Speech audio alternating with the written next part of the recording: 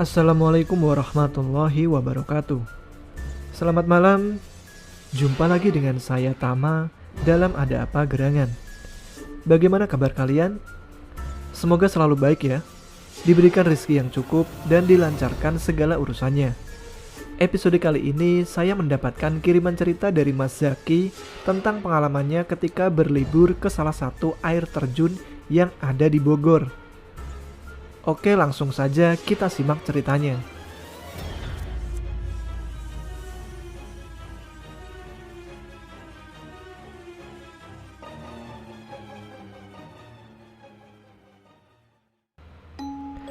Perkenalkan, nama saya Zaki. Teman-teman biasa memanggil saya Minion. Pengalaman saya ini terjadi di tahun 2018. Saya yang bekerja sebagai ojek online memiliki sebuah komunitas sesama ojol. Komunitas kami berencana untuk camping bersama di salah satu curug yang berada di wilayah Bogor. Lokasi tepatnya ada di wilayah Jasinga. Awalnya seluruh anggota sudah sepakat untuk berangkat pada bulan Februari ini. Tapi ternyata ada salah satu anggota komunitas kami yang sedang berduka, sehingga diundurlah rencana keberangkatan kami. Setelah melalui diskusi oleh seluruh anggota, akhirnya disepakati untuk berangkat pada bulan Maretnya. Rencananya kami semua akan berangkat ke rumah salah satu teman kami dulu yang kebetulan juga ada di daerah Jasinga yang bernama Hadi. Dari sekitar 30 anggota, ternyata hanya 15 orang saja yang akhirnya bisa ikut. Terdiri dari 7 wanita, yaitu Ratih, Empok Diah, anaknya Vivi, Liani, Tania, dan Empok Iva. Sedangkan laki-lakinya ada 8, yaitu saya, Galih, Hadi, Satria, David, Dwi, Ajis, dan pacarnya Empok Iva. Kita sebut saja namanya Ivan. Sebelum berangkat, kami berencana untuk ngumpul dulu di wilayah Jakarta Pusat, tepatnya di Kemayoran, pada jam 8 pagi. Tetapi karena pada telat datangnya, kami pun harus berangkat jam 10 siang. Dari Kemayoran kami berangkat dengan beranggotakan 3 wanita dan 7 pria. Kami menuju Depok untuk menjemput Pok Liani dan Pok Diah. Sebelum nanti kami lanjutkan perjalanan menuju Bogor. Sementara teman kami yang lain yaitu Vivi dan Ajis akan menyusul pada malam harinya, karena mereka harus bekerja lebih dulu. Jadi berangkatlah kami dari Jakarta Pusat menuju ke wilayah Depok untuk menjemput Pok Liani dan Pok Diah. Setelah menempuh perjalanan dengan sepeda motor, kami pun baru sampai di rumah Pok Liani pada jam 2 siang. Tapi karena kami sudah kelelahan, jadinya kami harus beristirahat dulu sekitar 1 jam di rumah Pok Liani. Baru sekitar jam 3 sore, kami melanjutkan perjalanan dari Depok menuju Jasinga, Bogor, dengan membawa 7 motor. Setibanya di Jalan Raya Sentul, saya merasa aneh, dikarenakan cuaca sangat adem, tapi hawanya begitu panas. Lalu tak begitu lama turunlah hujan, tetapi kami tetap memaksakan melaju meskipun sudah 3 kali turun hujan secara mendadak. Singkat cerita, sampailah kami di tempat tujuan pada jam 10 malam. Kami berhenti di depan gapura sebuah desa. Tempatnya kok kayak tempat jin buang anak ya, kata saya dalam hati sambil melihat-lihat sekitar. Apalagi membayangkan sekitar 30 menit sebelum sampai tempat ini, kami hanya melihat pohon sawit di kiri dan kanan jalan. Jalanan sepi dan gelap, ditambah kebun sawit yang membuat suasana jalan menjadi menyeramkan.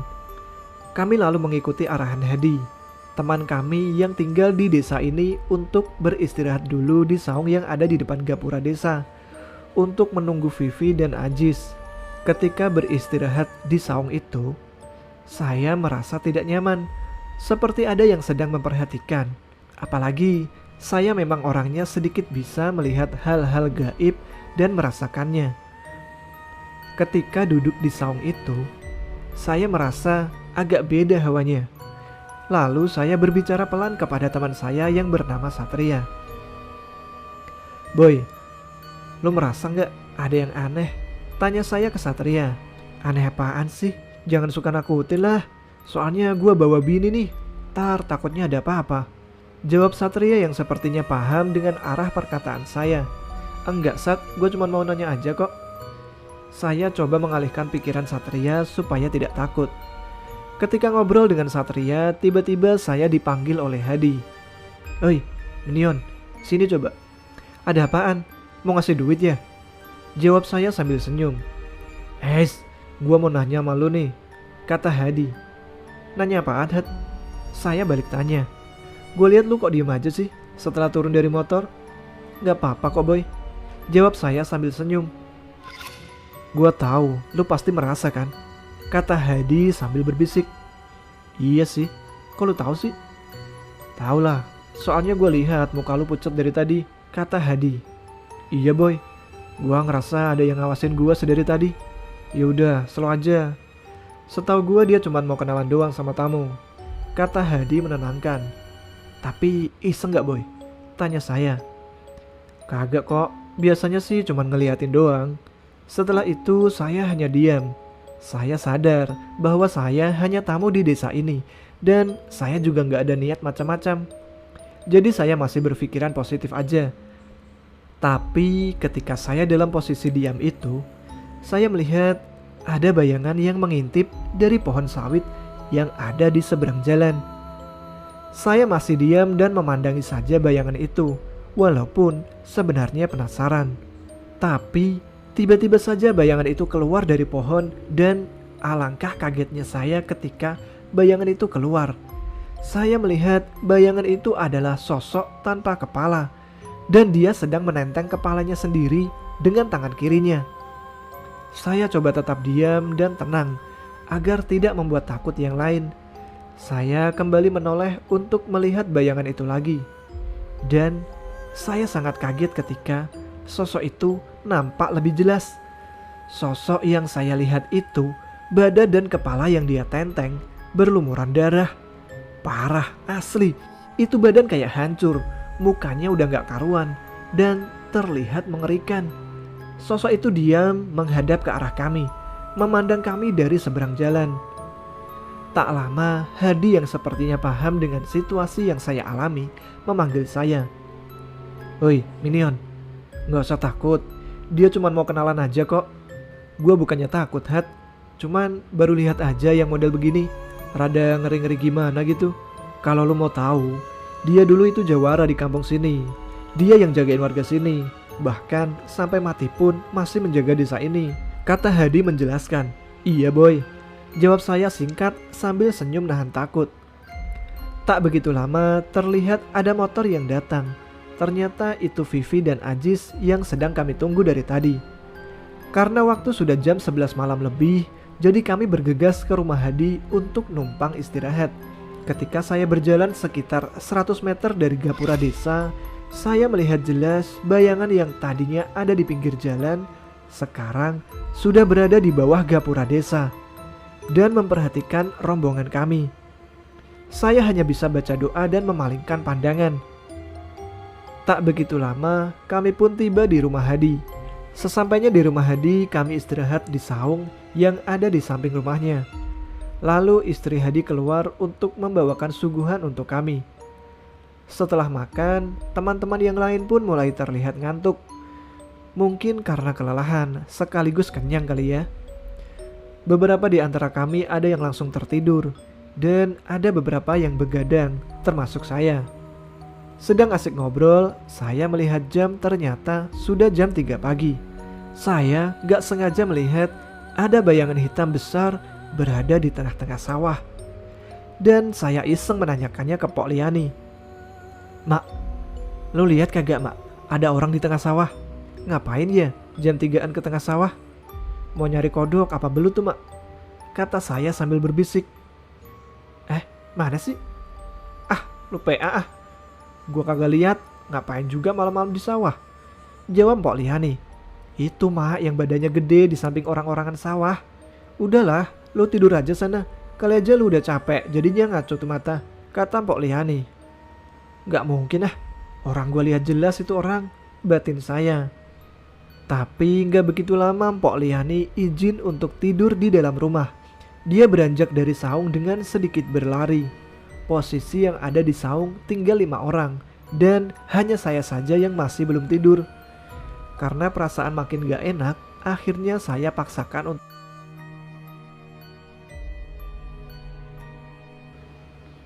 baru merasa tidur sebentar, matahari sudah terang dan menyilaukan mata. Ternyata udah jam 6 pagi. Kami semua pun bergantian mandi dan bersiap menuju Curug Bandung untuk camping di sana. Setelah semua beres mandi dan sarapan, jam 9 pagi kami pun berangkat. Tapi ketika kami berjalan lumayan jauh dan saya merasa kok nggak sampai-sampai, saya pun akhirnya tanya ke Satria. "Boy, ini masih lama gak sih?" "Kata Hadi sih 30 menitan," jawab Satria. "Bener gak lu? Coba aja lu tanya orangnya langsung, kan gue bukan orang sini." Segera saya merangsek ke depan untuk mendekati Hadi. "Had, masih lama gak perjalanannya?" "Bentar lagi sampai kok boy, sabar aja. Awas lu ya kalau bohong, ntar gue kempesin motor lu," kata saya sambil bercanda. Ketika berjalan menuju curug, saya melihat banyak pohon dan buah-buahan di hutan yang kami lewati. Kata Hedi memang ditanam oleh warga sekitar. Saya kepikiran ingin ambil buah-buahan itu, tetapi karena saya takut dianggap tidak sopan, saya pun akhirnya mengurungkan niat. Kami pun lanjut berjalan. Ketika akan memasuki hutan di mana lokasi curug tersebut berada, "Woi, Zaki!" Saya mendengar ada yang berteriak memanggil nama saya. Saya pun spontan menjawab. Saya kira itu teman saya, tetapi ketika saya tanya ke mereka, gak ada yang merasa memanggil dan gak ada satupun yang mendengar. Lalu saya coba menengok ke belakang.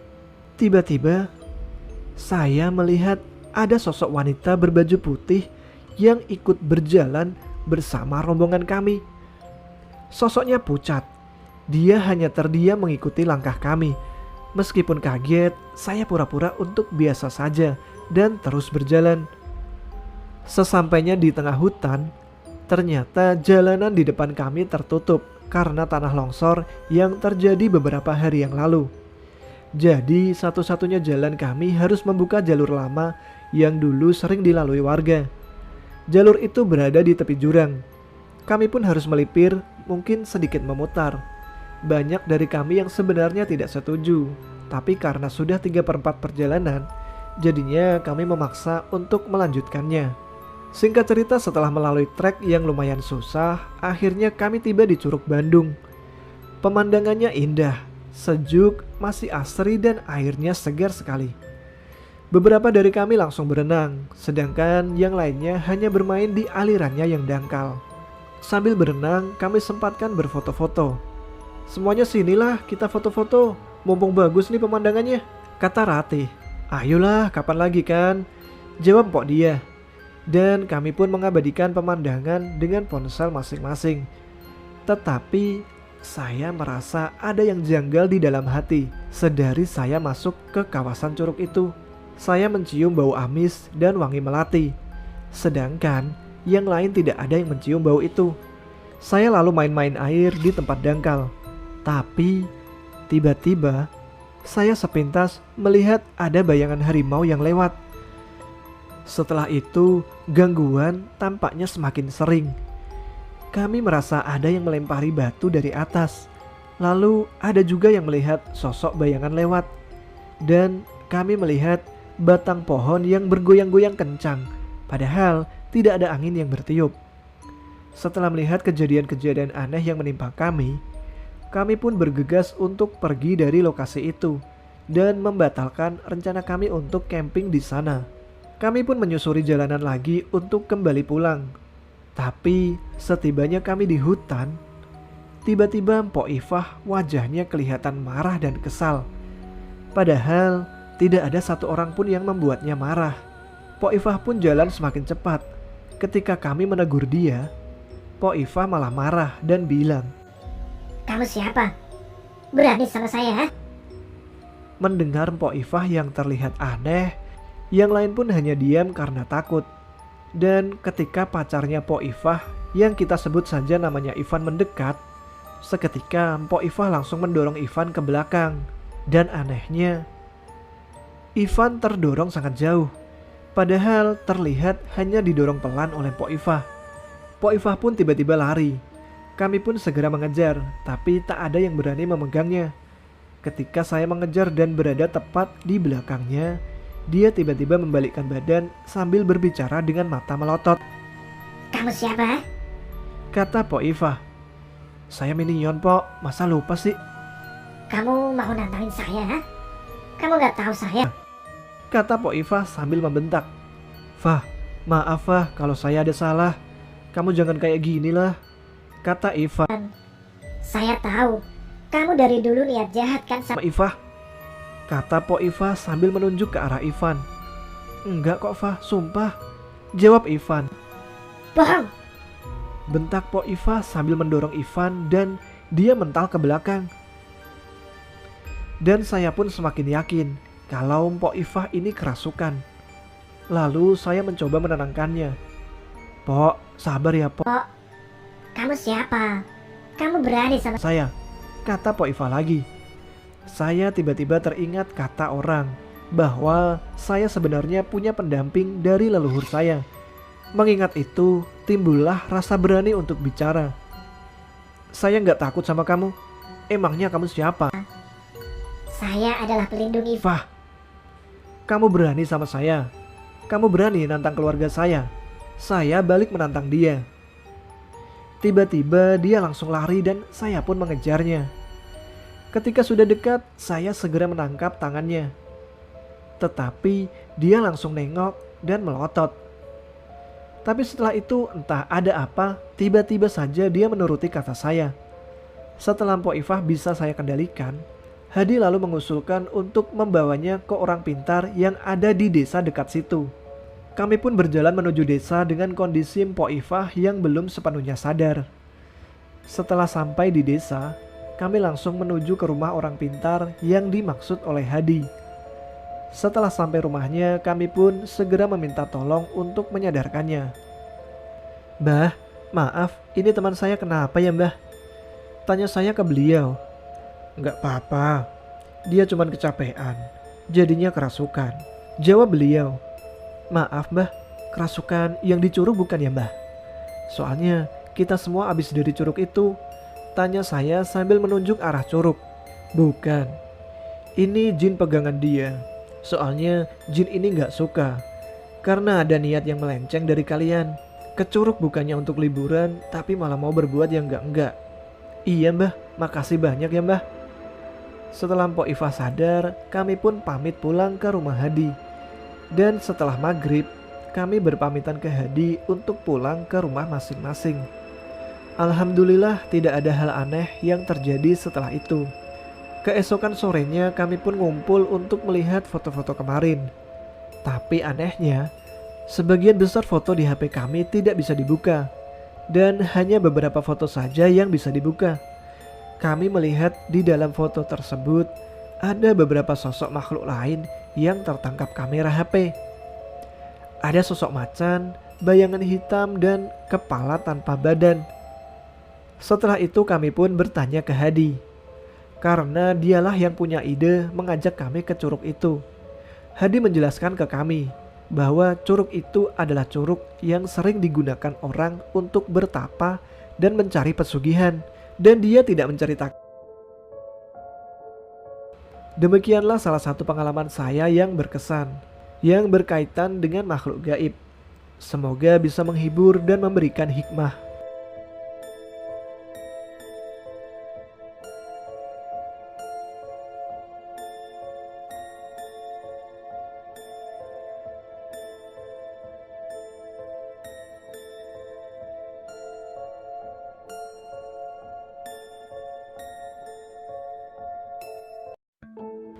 Terima kasih Mas Zaki yang telah membagikan ceritanya melalui Ada Apa Gerangan.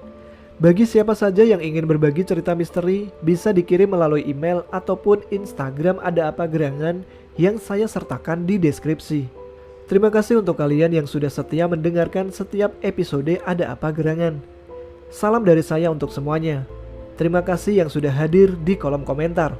Ada yang dari Bekasi, Bogor, Depok, Bandung, Cirebon, Indramayu, Cepu, Ponorogo, Demak, Jepara, Banyuwangi, Kalimantan, Malaysia, Hong Kong, Taiwan, Jeddah, Mekah, Shanghai, Belanda, dan dimanapun kalian berada yang terlewat saya sebutkan.